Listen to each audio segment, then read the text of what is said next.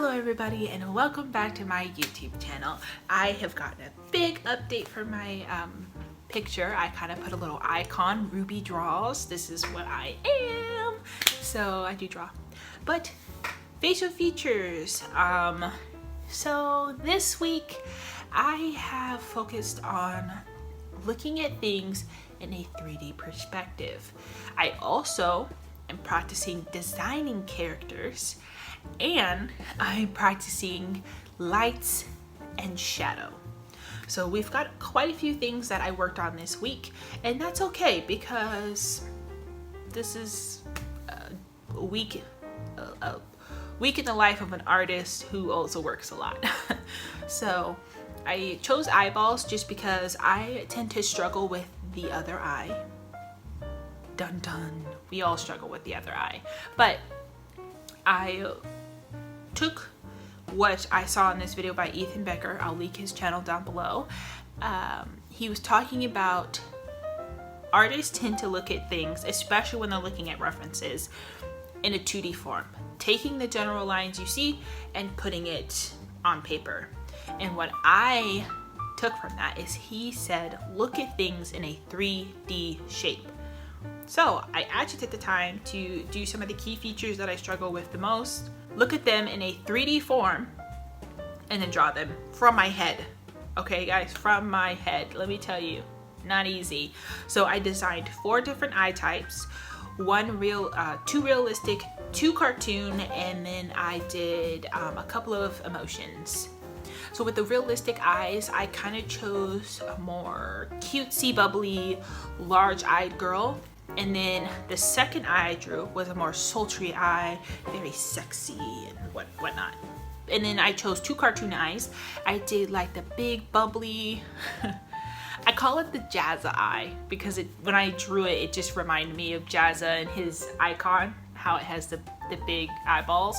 And then I went for a very simplistic look because I am going to be dabbling in animation soon. So I wanted to practice those eyes as well. After that, I moved on to practicing noses because that's something I actually do tend to struggle with. And so I practiced the nose from head on and then 3/4 and profile. I did that because, again, I have to think of things in a 3D form, and I struggle a lot with profile drawing, and I've gotten a lot better at 3/4. I think what I struggle with most is the brow bone to the cheekbone to the chin. I'm not very good at doing that, so the first anatomy practice I did, I actually drew the character 3/4 to practice that.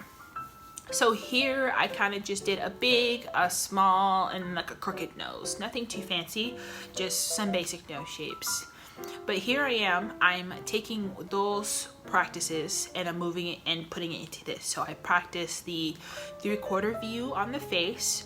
I also took that 3D shape into form, well, into motion, and I drew the torso and the hip bones. So I did those in not just like a basic skeleton way, but I took what I was seeing and the general shapes I was seeing, and then drawing the rib cage and the hip bones adjacent to that. And then I drew the shoulders and the little circles off of the rib cage because your shoulders are off of your rib cage.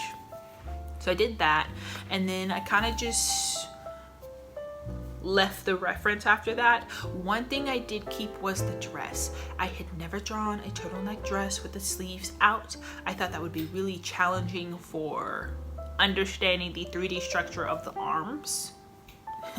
So I did that, and then I didn't really care for the ponytail swept back look. I wanted her to have like finger waves because, again, we are practicing designing characters from reference.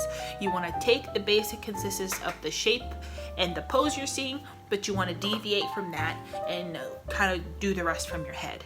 So I did that, and I think it came out really good. I also am practicing lights and shadows in this photo. So I did what I call a color block style. It's my version of how anime or manga art is colored. Very flat toned, but very straight off, cut off shadows and highlights. So I started off with that mid-tone, and then I put in a darker tone, and then I went and I actually turned the background to a different color so I could paint in the highlights. And then I also went and I did another dark tone on top of that because I felt like I didn't have enough contrast in my eye. So I did that, and then I also did the same thing for the dress. The light is coming from this way, so that's practically everything I practiced in that drawing. So now I'm taking, once again, everything I've practiced and I'm doing this other piece of art. I chose this one because her shoulders are like this, like they're pulled back, and her hips are pulled back too, so it pushes her chest out. And I was kind of terrified. Like, I got the shoulders down, but I couldn't get the hips right, so I actually drew in the rest of the bottom of the leg, so the butt, the hips, and everything. When I did that, this image looked correct, and that was nice to see after struggling with the other things that I was practicing this week. So it came out pretty nice.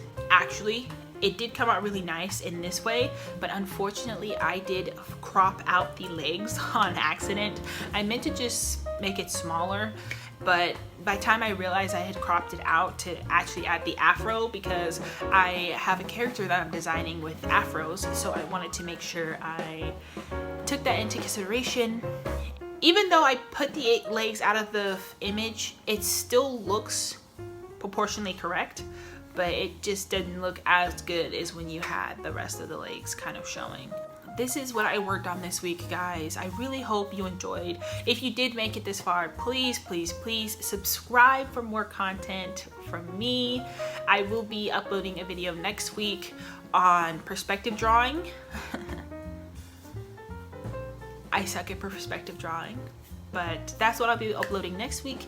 But I'm gonna leave you guys be now and just let you enjoy the rest of the video. So I hope you guys have a wonderful day. Bye!